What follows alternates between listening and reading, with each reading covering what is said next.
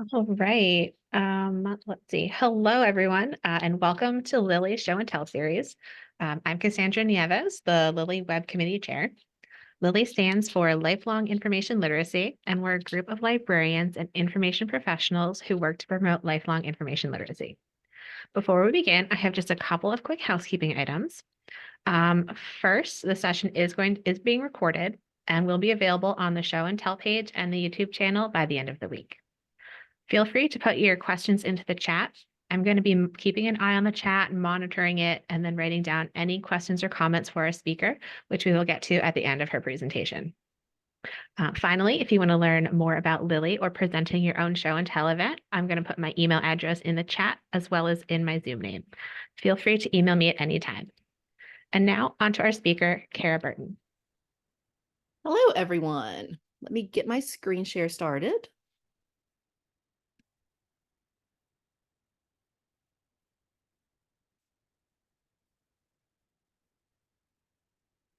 All right, so hello, everyone, from beautiful, sunny 70-degree South Carolina today. It's spring down here officially on the first day of spring. So my name is Karen Burton, and I am a science librarian at Clemson University Libraries. And today we're going to talk about mastering the digital onslaught, navigating information overload with critical ignoring. And I need to fix my Zoom window. There we go. So you're probably wondering, how did a librarian get interested in cognitive science? So for some background, being a librarian is a career pivot for me. And it all started back in 2011 when I decided I might want to go to library school. So I figured I should probably work in a library and see if I actually liked it. So I got a job at a Wake County, North Carolina public library branch shelving books. And like many libraries, they had displays of books. And this one happened to be a display of local authors, and one of which was the book Predictably Irrational by Dan Ariely. I highly recommend everything he's written, fascinating stuff. And he actually just came out with a new book that I haven't gotten to read yet about misinformation. So I'm very excited about that. But this was my gateway book into cognitive science. My background, I have a degree in entomology, but I grew up in a family who worked in healthcare. So I have a lot of biology knowledge, and I was able to easily slide into the cognitive science realm and understand it and think about it and be able to make connections. So I just thought it was really fascinating. And I read all kinds of books about the science of timing and the importance of sleep and how it relates to learning. And back in 2019, I ended up creating a presentation about using cognitive science to learn better for Clemson when I was working as a tutor for athletic academic services. So I was literally helping people learn all day. So it was called Hacking Your Brain. That was really my first foray into sharing what I've learned in cognitive science and applying it to learning. If you'd like to look at it, you're welcome to. And thanks to my daughter, who I believe was in 7th or 8th grade at the time, for the lovely artwork. So today, we're going to talk about what cognitive overload is and working memory is, and understand those. We're going to define critical ignoring and introduce some tools that you can use to manage cognitive overload.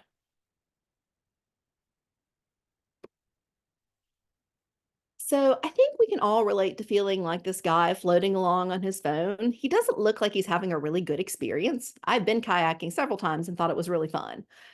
But he does not look like he's having a good time. He looks kind of sad, and he kind of looks overwhelmed. So thinking about how we're exposed to information every day, even if we're not actively searching for it. If you're like me, you probably got up, you drank your coffee, you might have scrolled through your social media, you might have scrolled the news site, you might have scrolled LinkedIn, but you probably consumed some information along with your coffee. Then you get to work.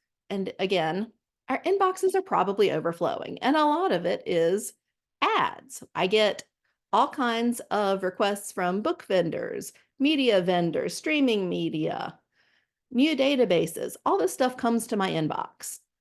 And I have to look at the information, I have to evaluate it, and I have to make a decision.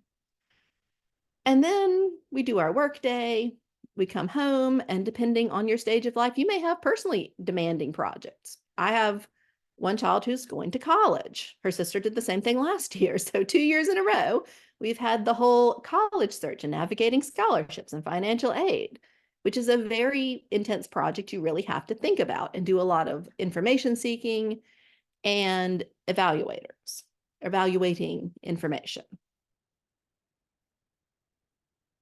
So all of that can leave you feeling overwhelmed.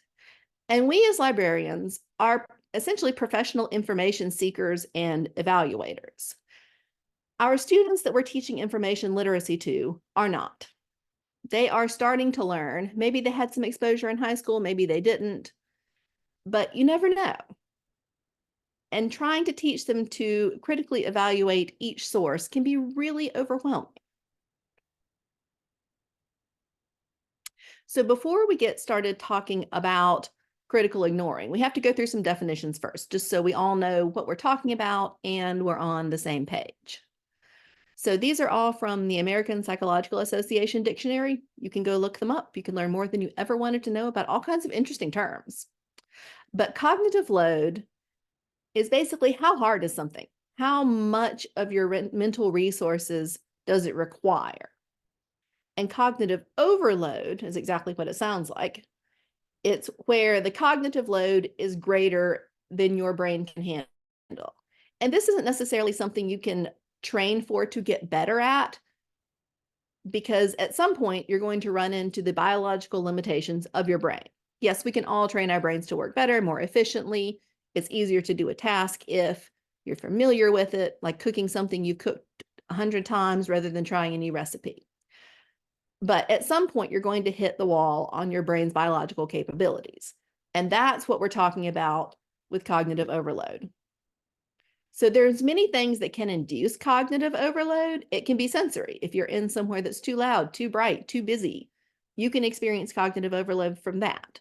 But we're going to focus on the information overload aspect of that, where you're trying to process information that's beyond your capacity, and you just can't do it.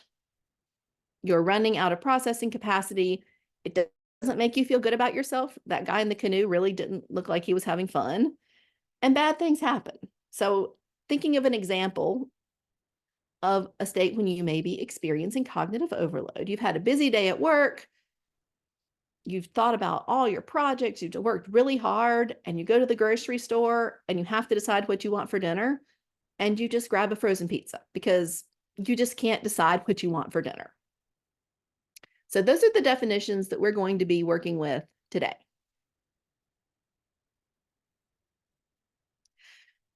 So when we talk about cognitive overload, we're actually talking about working memory. So you'll sometimes see the term short-term memory, and you'll sometimes see the term working memory. They're used pretty synonymously. The most recent literature is talking about working memory, so that's what we're going to go with today. So I won't read the definition to you, but to me, that sounds a lot like evaluating a source in information literacy. You're remembering and manipulating information in your head for performing a complex task about comprehending a source, reasoning if it's a good source, not a good source, and learning information. So the problem is that your working memory gets overloaded. Your working memory isn't just one part of your brain, it's a system.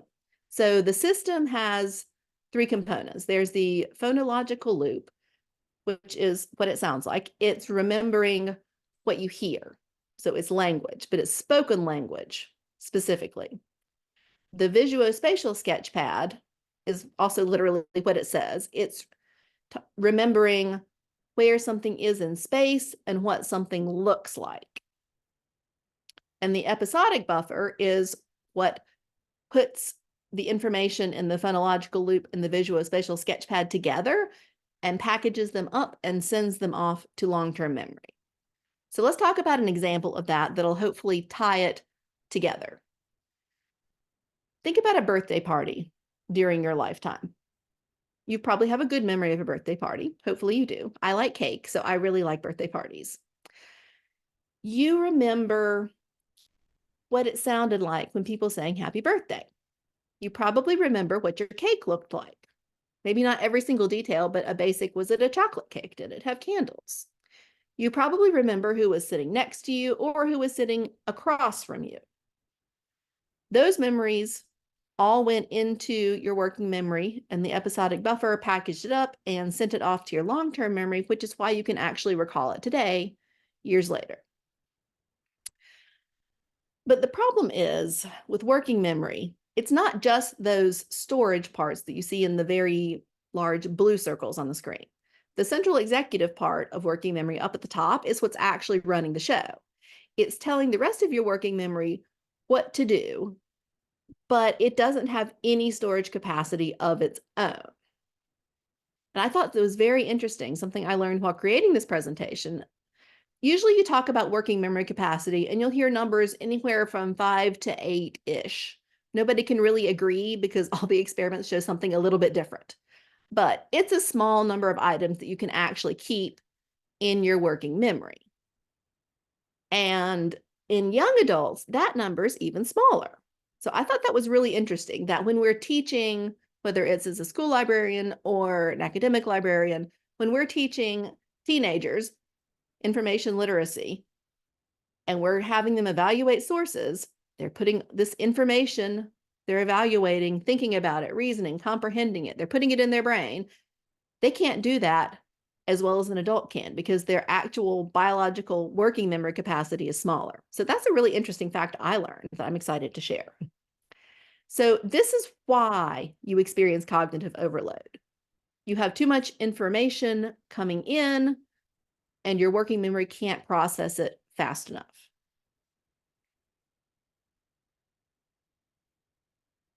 So we are actually going to do a working memory exercise.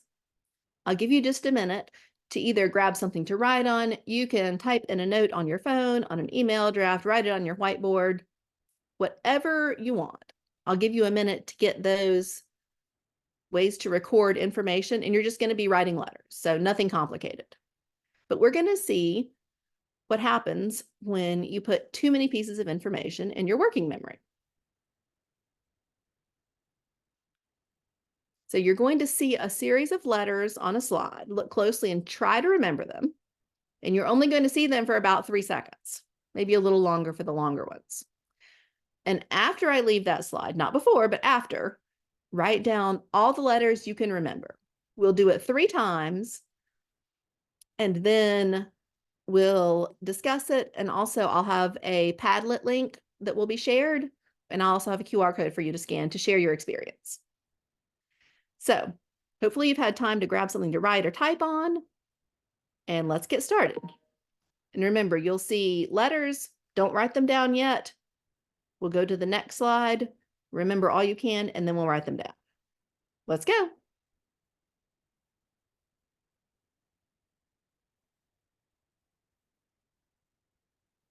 right, and I'll give you some time to write those down.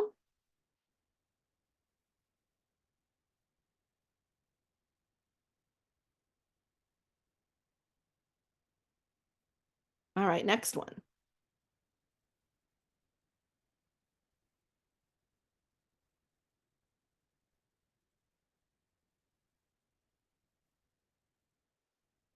All right, and write down all those letters you can remember.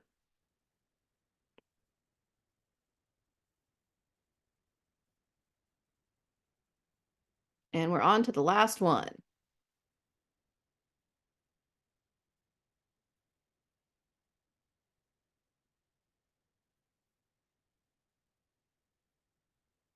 All right, so now write down all the letters you can remember from that third slide.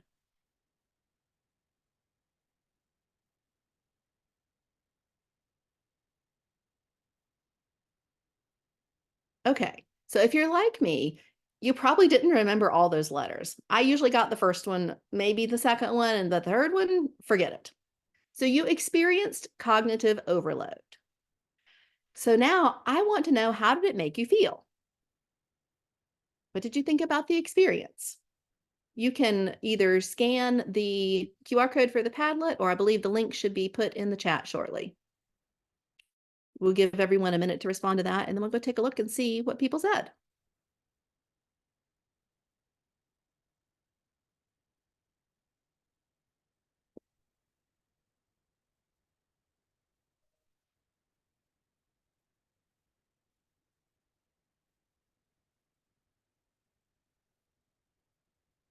All right. So yes, I see lots of responses in there.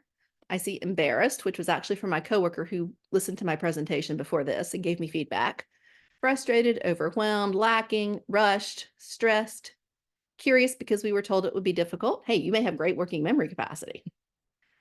Challenged, stressed, anxious, frustrated, stupid, like I was taking an eye exam.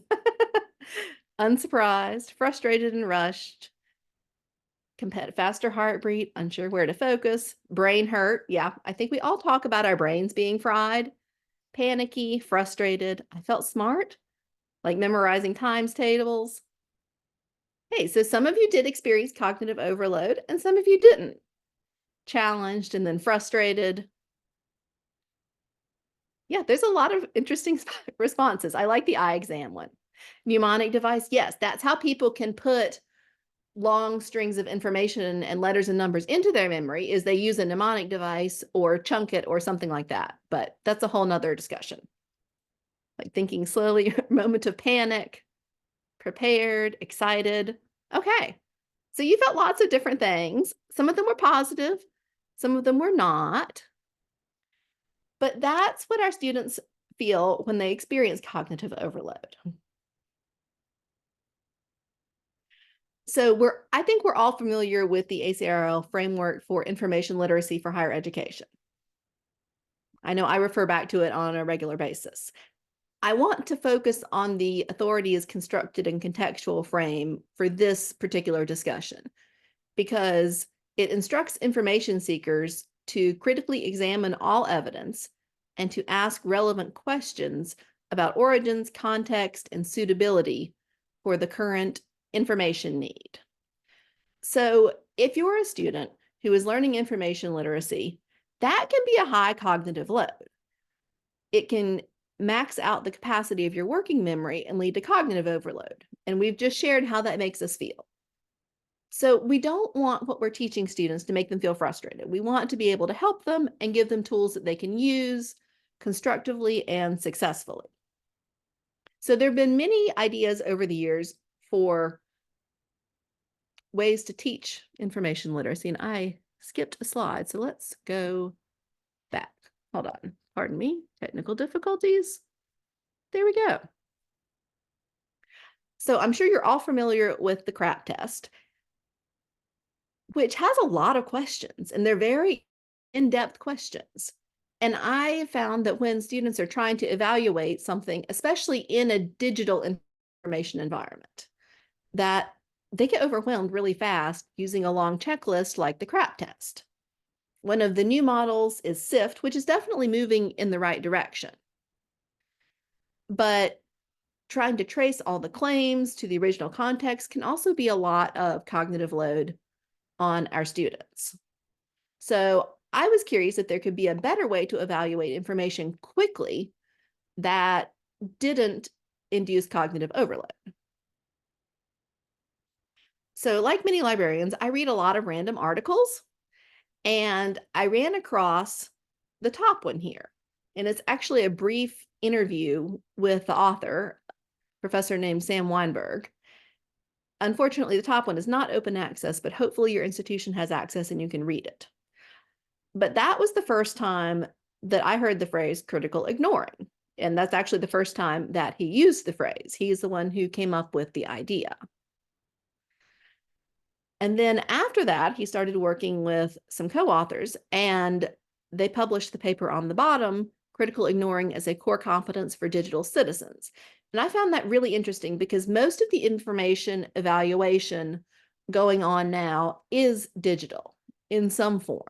It may be a digital representation of a physical source, but we're still evaluating it digitally. And it's hard to tell what's legitimate and what isn't on the internet sometimes. So I thought that was a really interesting paper. So when I talk about the 2023 paper, this is the one that I'm referring back to. So in this paper, they define critical ignoring and they offer suggestions on how to actually do it. They defined critical ignoring as choosing what to ignore and where to invest one's limited attentional capacities. So I see limited attentional capacity, and I think that sounds a lot like working memory, because if you're thinking about something, you're paying attention to it, and your working memory has that limited capacity we talked about. So really, critical ignoring is learning to use your limited working memory capacity strategically so you don't experience cognitive overload.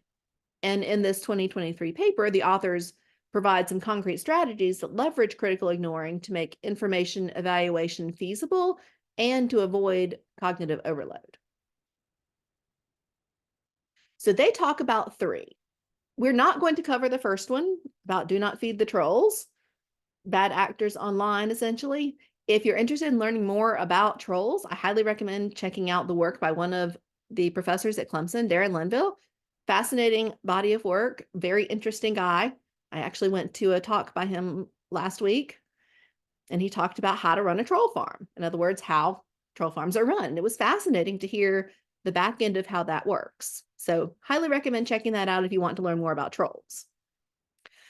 For today, we're going to talk about self-nudging and lateral reading. So self-nudging is employing situational control strategies to remove low quality and distracting information. So what the heck does that actually mean? Self-nudging is a combination of nudging and choice architecture. Nudging is the idea that you're changing the default to be better. So an example is if you get a new job, you're going through all your HR paperwork, they ask you, do you want to contribute to your 401k? You're automatically opted out to say no, but you have to opt in. Now, we all know contributing to our retirement plans is a good thing. So a nudge would be changing the default, having everyone automatically opted in to a minimum amount, but you have to take an action and make effort to opt out. So that's what nudging is. Choice architecture is exactly what it sounds like. It's giving people a limited set of options to get them to go in a correct direction. So if you have children, you've probably done this. You've asked them, do you want a peanut butter sandwich or an apple or a grilled cheese for lunch, and not the cotton candy that's hiding in the back of your pantry that you hope they don't find. That only works for a while, sadly. My 4-year-old has figured out that he has more choices than just what I tell him. But that's the idea of self-nudging. Another example is, say you're trying to eat healthier, but every time you get off work, you're really hungry and you just want to go through the drive-thru, get your hamburger and french fries and go home. You don't want to have to go home and cook dinner. If you wanted to give yourself a nudge in the right direction and employ some choice architecture, you could buy a package of nuts, leave them in your office. When you're hungry at 4:30, eat your nuts. And then tell yourself that if I eat the nuts, I'm not going to be hungry, and I'll go home and I'll cook dinner there.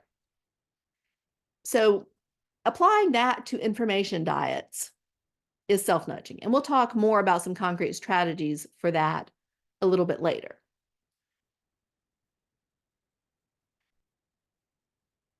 The one I really want to focus on today is lateral reading. So in the 2023 paper, the authors defined lateral reading as opening up new tabs across the top of their screens to search for information about an organization or individual before diving into a site's contents. So in other words, you're not looking at the actual source first, you're looking about the source. So why would that even be helpful? So this is a direct quote from the paper, and I took it to read that digital environments are easy to manipulate to look legitimate. I could build a web page that looks professional because there are many ways to do that involve pointing and clicking and not having to code anything. When I went to Dr. Linville's talk the other week, he showed us a website of a completely fake news site that looked absolutely legitimate.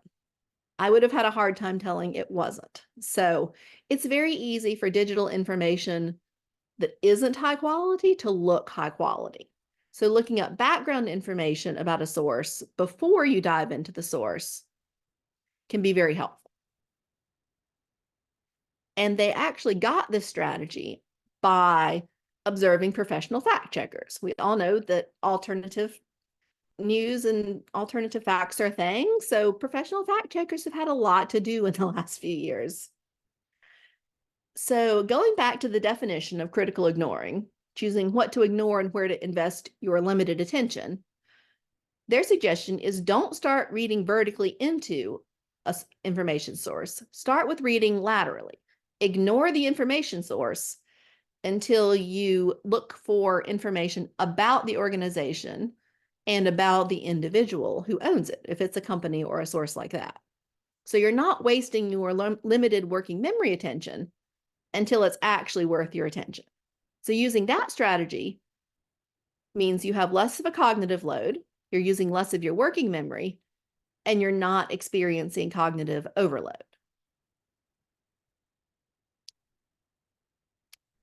So you're actually going to evaluate a source. So if your last name starts with A through M, you're going to use the form on the left. I believe the links should be going in the chat. You can also use the QR code. It's a Google form. You do not have to actually submit it. There's no reason you have to submit it. I just want you to practice either evaluating with the CRAP test, or if your last name is N through Z, you will use lateral reading. Both the forms have instructions and your information source that you will be evaluating. So if you have any technical difficulties, please put them in the chat and we'll try to address them. But I'm going to give you 3 minutes. I'll set a timer and turn my camera off because staring awkwardly into the camera is not fun. And after 3 minutes, we'll come back. There'll be another link to the same Padlet because I'm working off the free version here. So had to put them all in one. And we'll talk about our experiences.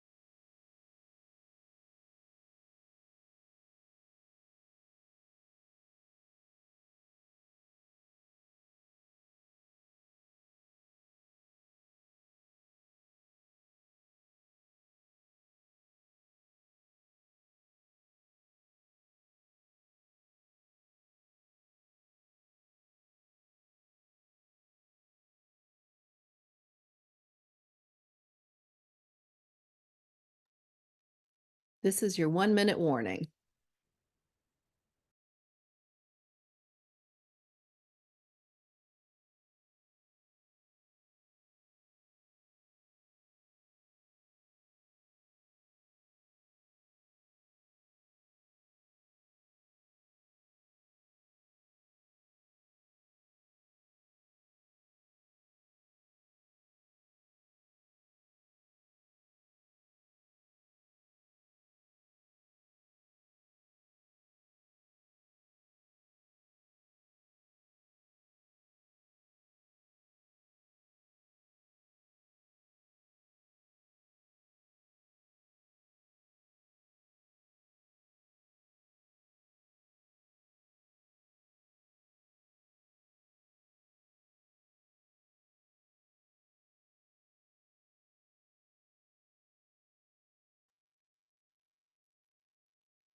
All right.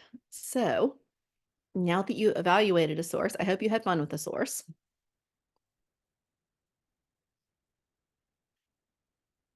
If you can share on the Padlet again, there's two different questions. Which method did you use, and did you experience cognitive overload while evaluating the source?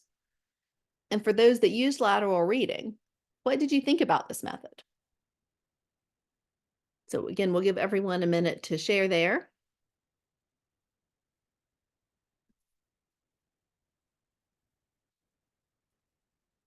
Thanks to Cassandra for putting the Padlet link in.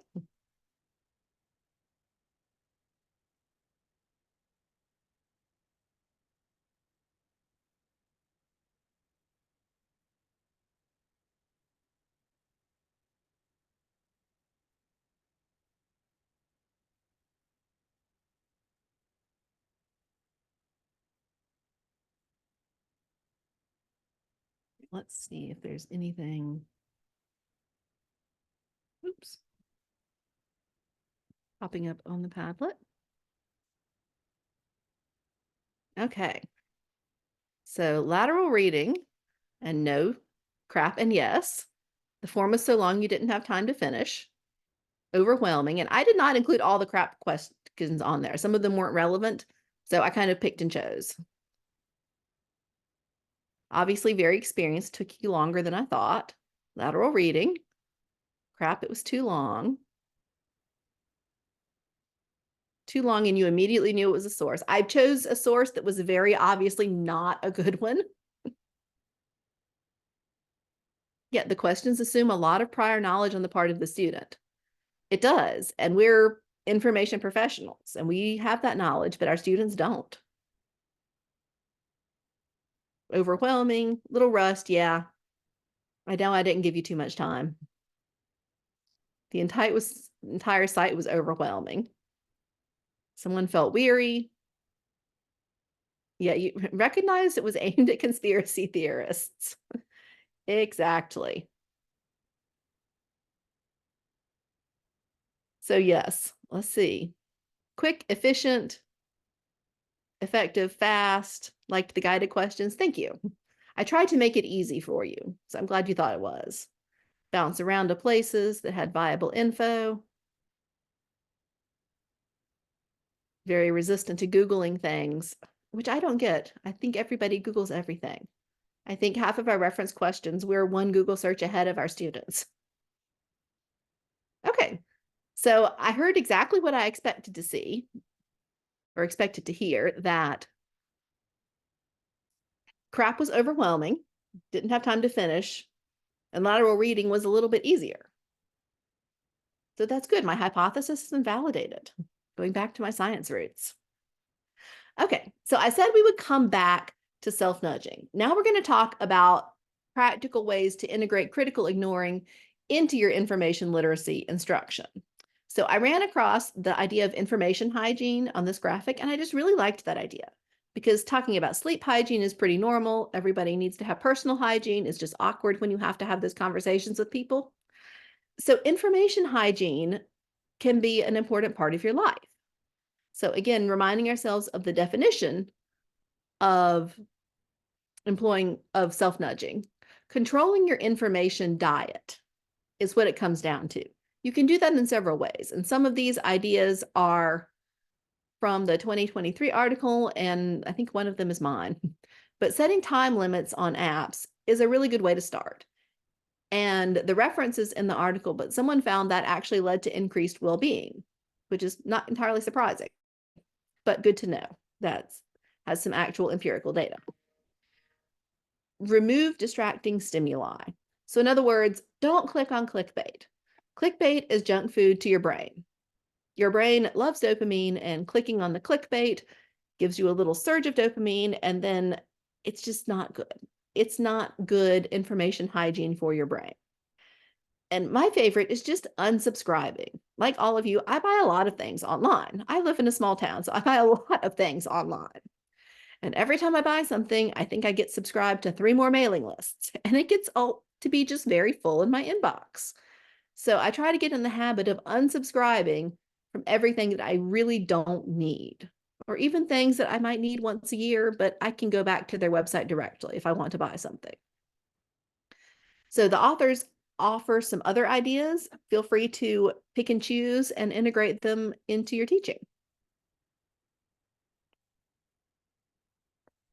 So with lateral reading, I'm glad y'all enjoyed the exercise. The whole point is to find out, is this source worth my attention? Is it worth using my limited working memory capacity to evaluate it more deeply, or should I just ignore it? So the steps I had you do: Googling the organization name, Googling the owner's name. What does Wikipedia say? I went to a webinar on outdated research notions the other week, which was really interesting. But one of them was that Wikipedia is not a source. Wikipedia is a source, and it's definitely something we can look at. Do you have to look at the source quality in Wikipedia? Yes. Is it coming from the New York Times or the Washington Post or a random person's blog? Or is it from a peer-reviewed journal? Sources can vary, but Wikipedia is a great place to look for initial information. And what do the first few Google results say? I'm sure you found some really interesting ones on that source I had you evaluate. I was very entertained by some of them. So to wrap everything up, I think we've met our learning objectives of hopefully understanding the basics about cognitive overload and working memory as they relate to information literacy. We've defined critical ignoring, and you actually practiced a tool to reduce cognitive overload during source evaluation that you can share with your students. So this is a list of references that I pulled from for this presentation, some of them directly, some of them more with ideas, and some suggested readings. Again, I recommend all of Dan Ariely's books. They're fascinating. If you want to learn more about nudging, the second edition of the original book I read was published recently. And the whole idea for this presentation actually came from a book chapter that I'm writing that will be out sometime next year. So thank you all very much. And does anyone have any questions?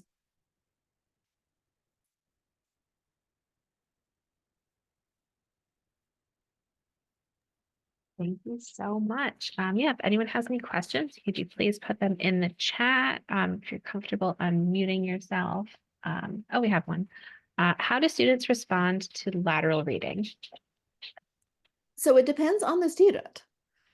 Somebody mentioned that some of their students were adverse to Googling things, but I have not really found that in my students. And I'm sure it varies from institution to institution and with all the other variables. But so far, they've responded pretty well. They seem kind of relieved that they don't have to go through a long list of questions.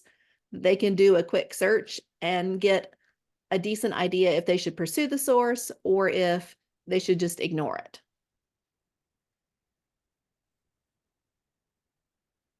Thank you. We have another question. Are there any recommendations for people with executive dysfunction? So that is a very complicated answer, probably. The quick answer is I don't know offhand. I'm not a neuroscientist. I don't have professional training in that area. But as the mother of someone with ADHD, then yes, she has trouble with that. And I think lateral reading could actually make their information searching easier because it's not as mentally intensive with your working memory as other methods are. So I wish I had a better answer to your question. I just feel like it's kind of outside my wheelhouse of expertise. Thank you. Our next question is, do you have strategies for self-nudging during the research process, specifically when students are gathering sources and find themselves overwhelmed with the numbers? So yes, that can definitely be a big problem. Even with my graduate students, they do a quick search and they're like, I found 3,000 sources. What do I do?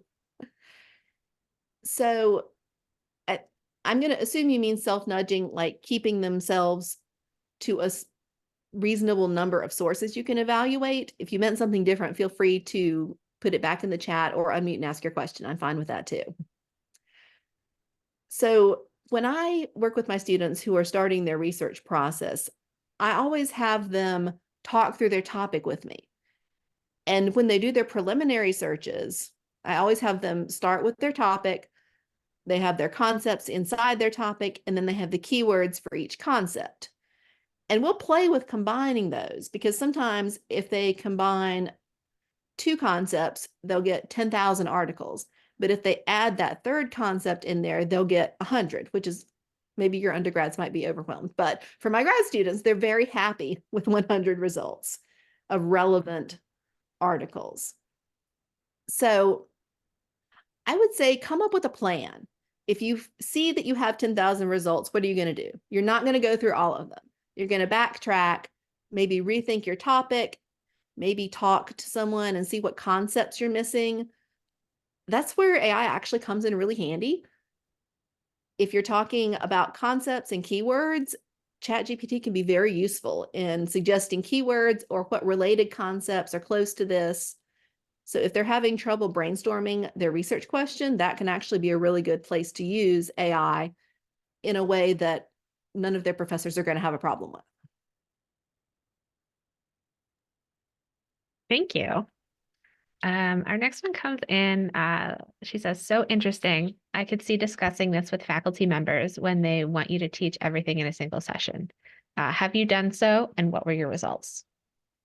So I've just started teaching this. A lot of my teaching is actually graduate students. So we err more on this is how to identify predatory journal side. Speaking of things that look legitimate online, but really aren't. I love actually evaluating those. I think it's fun. But so far, when I've taught a class for undergrads and started to bring this in, I haven't had any bad reactions from faculty. I think we're getting out of the Googling things isn't worth your time, or Wikipedia is not a source, it's not legitimate. I think we're getting out of that mindset and into let's find out what's out there. Let's see what other sources have to say about this source. So far, I haven't had a bad reaction, but I'm sure I will at some point. But I can also point to research and say they found this method was more effective among educated adults, and I believe they were using PhD students at the time. This method was more effective than traditional information literacy evaluation. So we can always point back to the research that says this is a great idea. Awesome. Our next question kind of leads from that. How do other strategies like Beam or SMART compare to SIFT for academic sources? So I'm actually not familiar with those two, so I don't really have a good answer for your question. But I think there's no one perfect way to teach information evaluation out there. I think taking the bits and pieces from different methods that work and that you've seen work with your students and combining them can be a good way to go. Thank you. Sorry, I'm catching up on the chat. This is a follow-up to another question. I wonder if the way that faculty design assignments can help or not with self-nudging. Are there ways we can advocate for better research assignments? I think so, definitely. We've had some cases where we had 20 students in the same class getting on the library chat and asking the same question. So we ended up talking to the professor and coming into the class and teaching them what they needed to do in class so that they didn't all come to the library chat at once. So yes, I think having those conversations with your faculty about this, the way this assignment was written is not working for the library, and here's why, and it's not working for your students either. Maybe we could try doing like this and see what happens. I approach it with a sense of curiosity, like let's try this and see what happens. But I also have a science background, so I think about experiments all the time. Love that. Thank you. The next one, so on the final question on the lateral reading form, with what you have found so far, do you think you should ignore this source or evaluate it further? If a source passes this test, what further steps do you recommend to your students to evaluate without getting into cognitive overload? So that's a really complicated question too. That's where we start going back to the more traditional methods of evaluating a source, because you've decided it's worth your attention, it's worth some of your working memory and cognitive capacity. So at that point, yeah, I would start diving more deep into the source and reading about it, reading on the webpage. At that point, you've established, hopefully, that the source is at least somewhat trustworthy, high quality information. And now you're looking at more, does the source have what I need? Which it could be a great quality source, but not have the information you need. But there's no point in looking for the information you need if the source is a conspiracy theory webpage, like I gave you. So I hope that answered your question. Thank you. I think I've caught up and there's one more. How much, oh, maybe not. How much do you talk about proactive evaluation or thinking about how a source found you through algorithms, search engine optimization, who shared a story on social media, things like that? So I don't think I've ever actually talked about that, but I think I should. That's a very interesting idea. So I recently went to a conference, and one of the sessions was talking about sharing misinformation. I think they were talking about Facebook, but social media in general, and how they bought ads that told you to pause before sharing and see if it looked legitimate, or just think before sharing. And they found that actually cut down on sharing of misinformation, which I thought it was interesting. Just the thought to stop and think about it made you stop and not do it. But that's something we do need to start incorporating into our instruction, I think, because we've all had this article popped up on my social media. This article popped up on my friends and they shared it. Thinking about where your source came from can definitely be a part of searching for information. I'm usually coming at it from the students come to me with a question and then I help them search at the library, but there's a whole wide world of information out there. And that's definitely an aspect that we should consider. Thank you. That was the last question from the chat. If anyone else has a question, you're welcome to unmute yourself and ask directly, or you can also put it in the chat. So I'll give everyone another minute or so if you have anything else.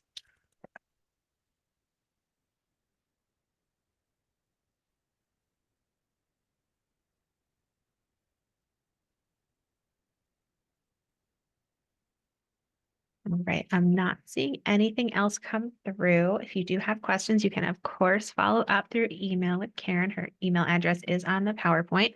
And the PowerPoint will be added to the Lily webpage as well with the recording at the end of the week. So if that's it, thank you again, Karen. That was absolutely fantastic. I learned so much. It was very exciting. Had a lot of fun putting this together. Oh, I'd love to hear that. All right, so then thank you, everyone. I hope you enjoy the rest of your day. Bye. Thank you.